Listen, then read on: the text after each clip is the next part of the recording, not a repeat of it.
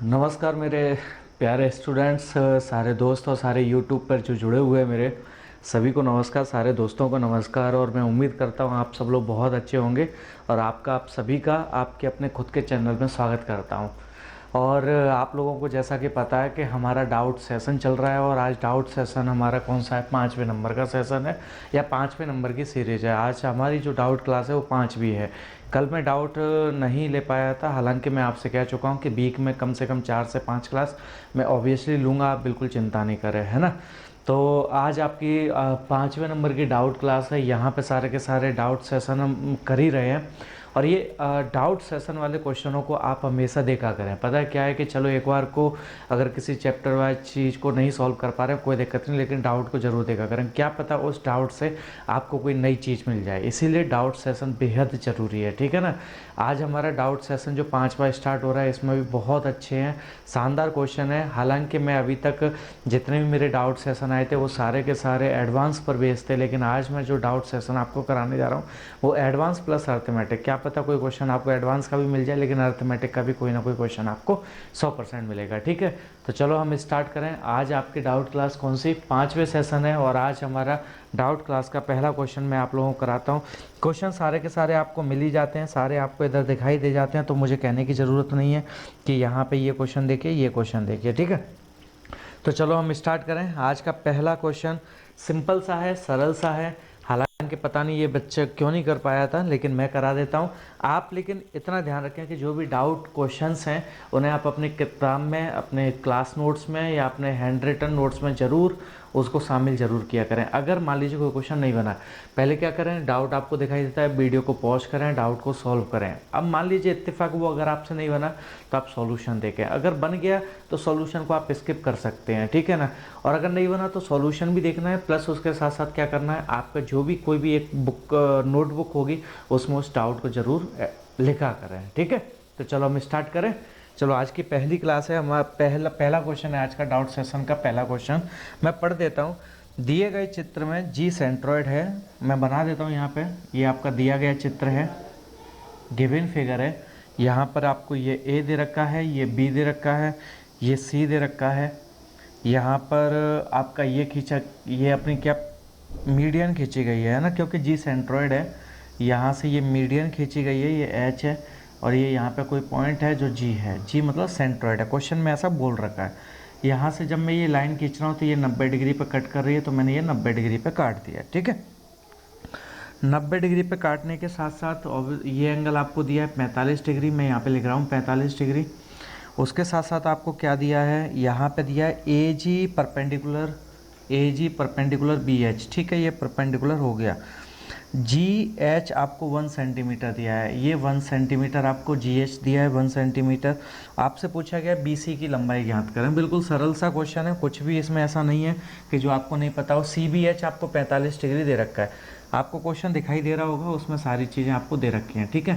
पहला ऑप्शन है आपका 4, दूसरा ऑप्शन आपका है यहाँ पे 2√2, तीसरा ऑप्शन आपको दे रखा है यहाँ पे कितना 2, और चौथा ऑप्शन आपको दे रखा है 4√2, ठीक है। चलो हम इसे सॉल्व करते हैं। कौन सा आंसर, आपसे बी सी की लंबाई पूछी है, मतलब ये ऑप्शन किसके दे रखे हैं, बी सी के, मतलब आपसे बी सी फाइंड करवाने के लिए कह रहा है, ठीक है। करें। अब देखिए इधर मुझे बताएंगे, अगर ये सेंट्रॉइड है तो सेंट्रॉइड मीडियन को क्या, सेंट्रॉइड किससे बनता है, मीडियन से। इसका मतलब ये मीडियन है, और मीडियन जो होती है वो हमेशा 2:1 में होती है। अगर ये 1 होगा तो ये कितना सेंटीमीटर होगा, 2 सेंटीमीटर। ये छोटी सी बात समझ पाए, ठीक है ना, कोई दिक्कत। अब आप देखिए इधर मैंने क्या करा, मैंने आपसे कहा कि चलो एक काम करिए, ये जो मीडियन है इस मीडियन को आगे बढ़ा देते हैं, ठीक है। इस मीडियन को मैंने आगे बढ़ाया, और आप मुझे बताएंगे अगर ये मीडियन है इसे आगे बढ़ाऊंगा तो ये कहाँ मिलेगा, मिड पॉइंट पे। ये चीज़ आपको समझ में आ गई, ये कहाँ मिलेगा, मिड पॉइंट पे, ठीक है। अब ध्यान से समझना इधर, मुझे बताएंगे अगर मैं आप लोगों से कहूँ कि ये 90 है तो ये भी कितना होगा, 90। समझ गए आप लोग, ठीक है। अब आप मुझे बताएंगे अगर ये 45 है तो 45 के सामने ये 1 यूनिट होता है, ये आप लोगों को पता होगा। ये भी कितना होता है, 1 यूनिट, और ये कितना होता है, √2 यूनिट। ये छोटी सी बात आप लोगों को पता होगी, है ना। नहीं भी पता तो आप ये इस तरीके से हाइट एंड डिस्टेंस अगर आपको आती है, अगर ये 45 डिग्री है तो 45 के सामने वाला 1, नीचे वाला भी 1 होता है और ये √2 होता है। कैसे होता है, जैसे अगर मैं आप लोगों से कहूँ tan 45 कितना होता है तो आप क्या बोलेंगे सर 1/1 होता है। और tan थीटा होता क्या है P/B, तो P भी 1 है, ये 1 हो गया, B भी 1 है, ये 1 हो गया। तो पाइथागोरस थ्योरम का यूज करके कितना हो जाएगा √2। समझ पाए आप लोग? ठीक है, अब ध्यान से समझना, इधर कोई लिखना नहीं है आप लोगों को। मुझे बताएंगे अगर एक यूनिट की वैल्यू 2 है तो √2 यूनिट की वैल्यू कितनी होगी, √2 गुणा 2 कितना आ जाएगा 2 √2 सेंटीमीटर। ये चीज़ समझ पाए? अब आप मुझे बताएं अगर ये 2 √2 है, ये मिड पॉइंट है, तो ये भी कितनी होगी 2 √2 सेंटीमीटर, ये 2 √2 सेंटीमीटर हो गए। आपसे पूछ रही BC की टोटल लंबाई बताएं, तो 2 √2 प्लस 2 √2 कितना हो जाएगा 4 √2 सेंटीमीटर। तो आपका आंसर जो होगा वो कौन सा होगा 4 √2 सेंटीमीटर होगा। समझ पाए? बिल्कुल सरल सा क्वेश्चन है, इसमें कुछ भी ऐसा नहीं है कि जो आपको नहीं पता हो। चलें अगले क्वेश्चन पे, मैं इसे हटा रहा हूँ, सेकंड नंबर के क्वेश्चन पर बढ़ते हैं। ठीक है, मैं पढ़ देता हूँ, क्वेश्चन आपको दिखाई दे जाएगा, है ना। इन अ ट्राइंगल ABC, एक त्रिभुज ABC है, ये दे रखा है। इन अ ट्राइंगल ABC, ये ABC ट्राइंगल हो गया, ये A है, ये B है, ये C है। यहाँ पे AB बराबर AC है, ध्यान से देखना इधर, AB बराबर AC है। ठीक है, यहाँ पे एंगल BAC 32 डिग्री दे रखा है, ये 32 डिग्री हो गया। अब एक छोटी सी बात समझ लें, अगर ये दोनों बराबर हैं इसका मतलब ये एंगल अगर थीटा होगा तो ये भी क्या होगा थीटा होगा, है ना। और अगर मैं बोलूँ कि ट्राइंगल के तीनों कोणों का सम कितना होता है तो आप बोलेंगे सर 32 प्लस थीटा, थीटा कितना हो जाएगा 2 थीटा बराबर कितना 180। तो मैंने आपसे पूछा थीटा कितना आ जाएगा, तो आप यहाँ पे बोल देंगे 10 में से 2 गए तो कितना 8, और 7 में से 3 गए तो 4, 148/2। और जब आप इसे करेंगे तो ये कितना आ जाएगा 74। इसका मतलब ये वाला जो होगा ये 74 हो जाएगा, ये भी कितना हो जाएगा 74। ये चीज़ समझ गए आप लोग? ठीक है, आगे बढ़ते हैं। क्वेश्चन में क्या बोल रखा है, इफ़ यदि BC बराबर, उसने बोल रखा है यदि BC बराबर CD बराबर EC है तो एंगल BED आपको ज्ञात करना है। एंगल कौन सा ज्ञात करना है आपको, BED ज्ञात करना है। ऑप्शंस में यहाँ पे लिख देता हूँ, एक 14 डिग्री दे रखा है, दूसरा ऑप्शन यहाँ पे 16 डिग्री दे रखा है, तीसरा ऑप्शन आपको यहाँ पे 18 डिग्री दे रखा है, और चौथा ऑप्शन आपको यहाँ पे क्या दे रखा है 11 डिग्री। ठीक है, अब हम इसे करते हैं सॉल्व। बिल्कुल ध्यान से समझना, यहाँ पे ये लाइन खींच देता हूँ, ये दे रखी है, लाइन खींच दी मैंने, और यहाँ से ये लाइन खींची है, ये खींच दी, ये एंगल, ये पॉइंट D है, ये E पॉइंट है। ठीक है, अब मैं इसको हटा दूँ, इस पार्ट को यहाँ से हटा देता हूँ, ये चीज़ लिख लेना आप। ठीक, देखिए अब ध्यान से समझना, बिल्कुल भी इधर उधर मत भटकना, बस ध्यान से समझना। आपसे क्या बोल रहा है BC बराबर CD है, तो अगर मैं इन दोनों को बराबर करूंगा तो ये 74 है, तो ये भी कितना आ जाएगा 74, क्योंकि अगर दो साइड बराबर हैं तो इनके आमने सामने के जो कोण होते हैं वो बराबर होते हैं। समझ पाए? अगर मैं बोलूँ ये एंगल कितना होगा बताएंगे आप मुझे, तो आप क्या कहेंगे सर ट्राइंगल के तीनों कोणों का जोड़ 180 होता है, 74 प्लस 74 प्लस थीटा बराबर 180। तो यहाँ से थीटा की वैल्यू कितनी आ जाएगी 32 आ जाएगी। समझ पाए? 148 तो 50, ठीक है 32 आ जाएगी, मतलब ये एंगल 32 आ गया। ये चीज़ समझ पाए आप? ये कंप्लीट एंगल 74 है, अगर ये 74 है, ये 32 है, तो ये कितना आ जाएगा अपना 42। ये चीज़ समझ गए आप, है ना? कितना आ जाएगा 42 आ जाएगा। ये छोटा सा पॉइंट आपके समझ में आ गया होगा। ठीक है, एक और पॉइंट यहीं से समझ लेते हैं। अगर मैं आप लोगों से बोलूं कि ये 42 है और ये दो साइड बराबर है, देखो CD और EC, देखो CD और EC क्या है बराबर है। अगर ये लाइन और ये लाइन अगर बराबर हो गई, ये लाइन अगर ये लाइन बराबर हो गई, ये वाली और ये वाली, तो ये वाला एंगल अगर अल्फा होगा तो ये वाला एंगल भी क्या होगा अल्फा। मैंने पूछा ट्राइंगल के तीनों कोणों का सम क्या होता है, तो आप तीनों को जोड़ेंगे तो 2 अल्फा प्लस 42 बराबर कितना आ जाएगा 180 आ जाएगा। अगर मैंने पूछा अल्फा की वैल्यू कितनी आएगी, 2 अल्फा बराबर अगर आप इसे सॉल्व करेंगे तो 138, और जब आप भाग देंगे तो कितना आ जाएगा 69। 2 6 12 दोनों 18, कितना आ जाएगा 69। ये 69 हो गया, ये 69 हो गया। ये चीज़ समझ गए? अब मैं इसमें से थोड़ा सा इसको दोबारा बनाने का प्रयास करता हूँ। ध्यान से समझना इधर, क्योंकि आपको क्या निकालना है BED निकालना है, तो अब ध्यान से समझिएगा। ठीक है, मैं इस डायग्राम को दोबारा बना रहा हूँ। ये ट्राइंगल ABC है, मैंने बना दी। ये ट्राइंगल A, ये ट्राइंगल है B, ये ट्राइंगल है C। यहाँ से ये लाइन खींची गई है तो इसको, और यहाँ से ये है, ये D पॉइंट है, ये E पॉइंट है। ठीक है, अब ध्यान से समझिएगा, आपको क्या निकालना है BED निकालना है। तो BED निकालना है, मतलब मैं इनको मिला दूं कोई फर्क पड़ेगा, ऐसे ऐसे कर दूं इसको, ठीक है ना? समझ पाए होंगे आप? ठीक, अब आप मुझे एक बात बताएं, यहाँ पे BC और EC क्या दे रखे हैं, बराबर, मतलब BC और EC बराबर है, यानी ये वाली लाइन और ये वाली लाइन बराबर है। समझ पा रहे हैं? ये एंगल कितना है, 74, ये निकल कर आया था, ये कंप्लीट एंगल 74 है, ये 74 हो गया। समझ गए? अब मैं आपसे कहता हूँ, मान लीजिए अगर ये दो साइड बराबर हैं तो ये वाला एंगल अगर बीटा होगा तो ये वाला एंगल भी कितना होगा, बीटा, है ना। अब मैंने कहा कि चलो इसको सॉल्व करते हैं, तो 2 बीटा प्लस 74 बराबर कितना आ जाएगा, 180। तो यहाँ से 2 बीटा की अगर मैं वैल्यू पूछूं तो 10 में से 6 और ये कितना 106, और 2 से जब आप काटेंगे तो कितना आ जाएगा, 53 आ जाएगा।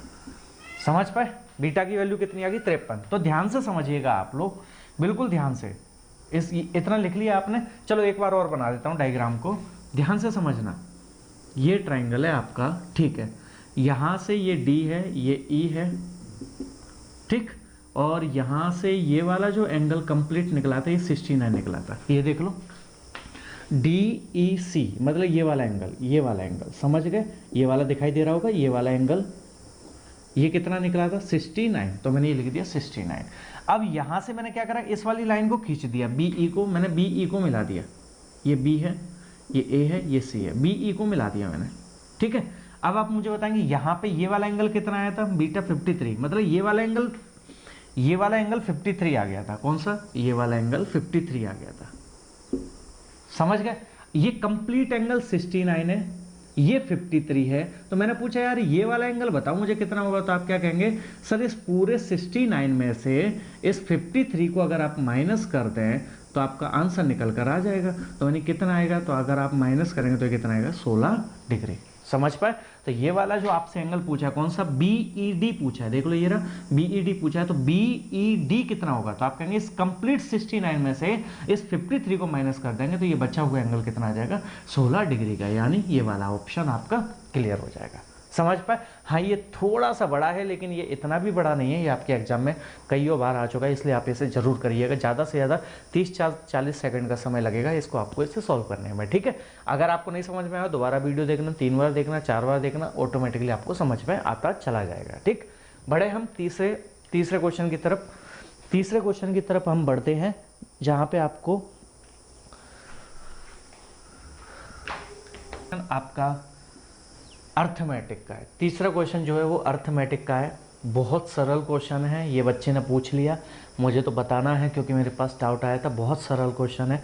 तीसरा क्वेश्चन आपको इधर दिखाई दे जाएगा, मैं पढ़ देता हूँ, ठीक है। क्वेश्चन को, एक व्यक्ति प्रतिदिन 9 घंटे आराम करता है।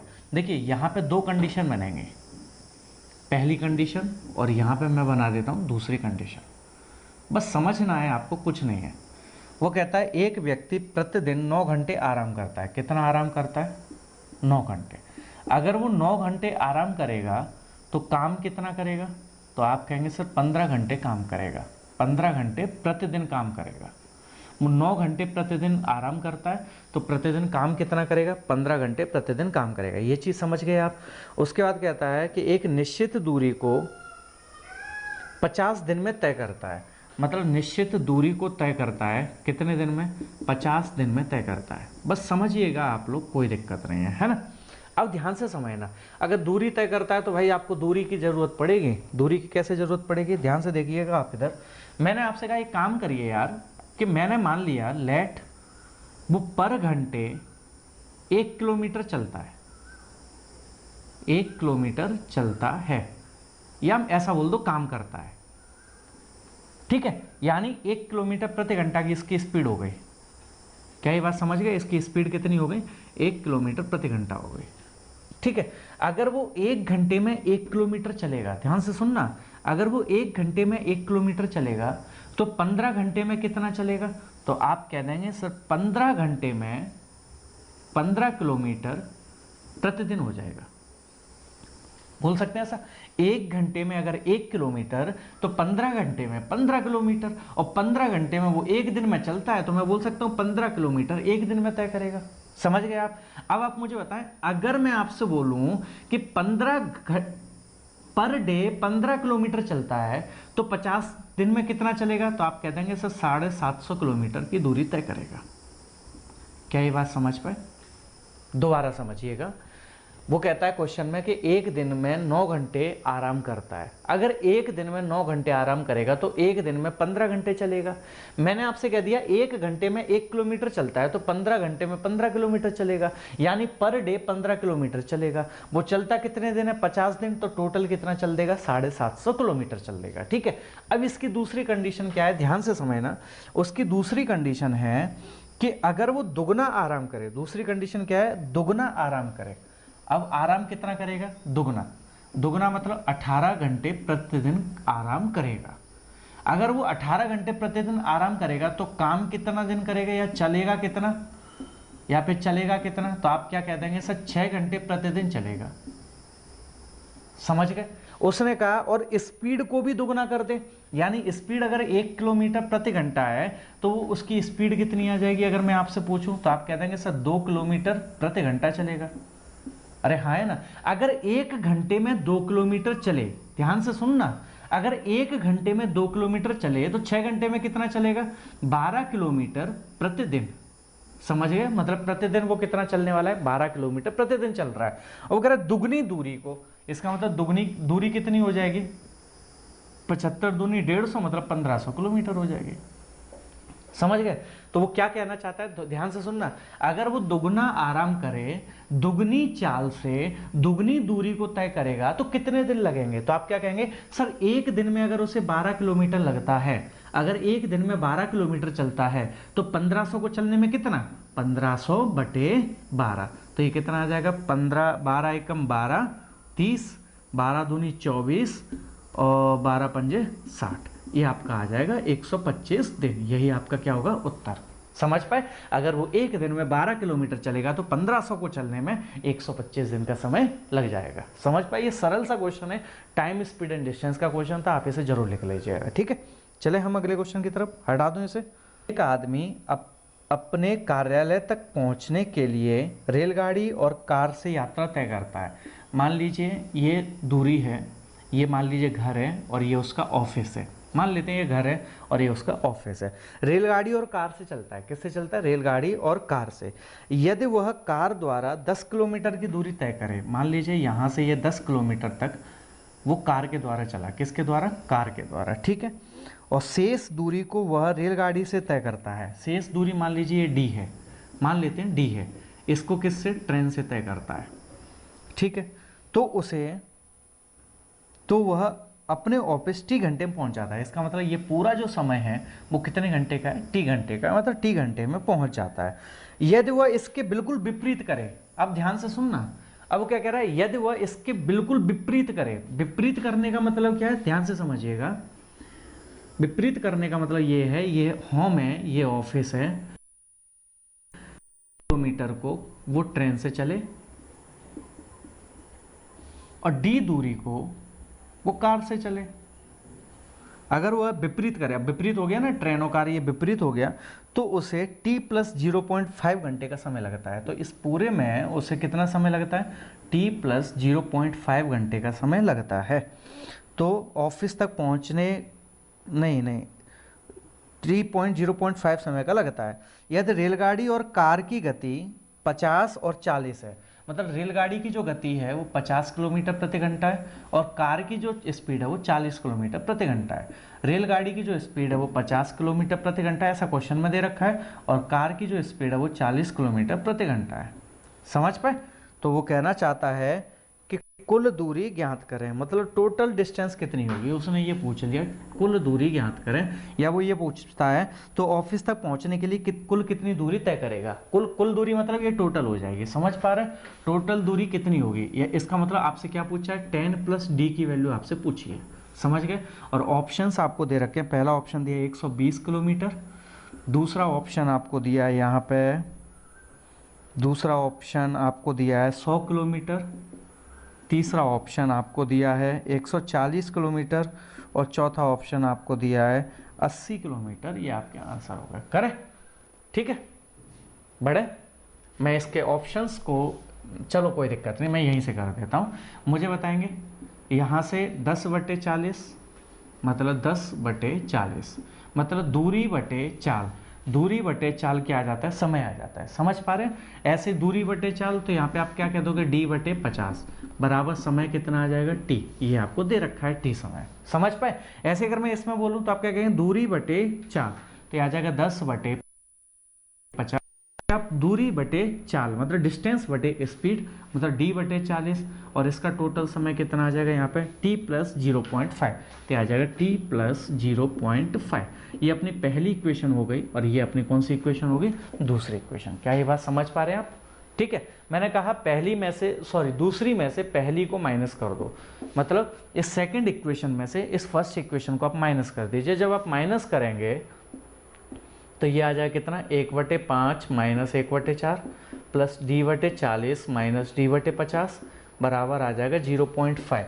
0.5 को मैं 1/2 लिख दूँ, 1/2 लिख दिया मैंने ये। ठीक है, तो ये कितना आ जाएगा, 5 चौक 20 मतलब माइनस 1/20 प्लस ये कितना आ जाएगा 200, और ये कितना 5d माइनस 4d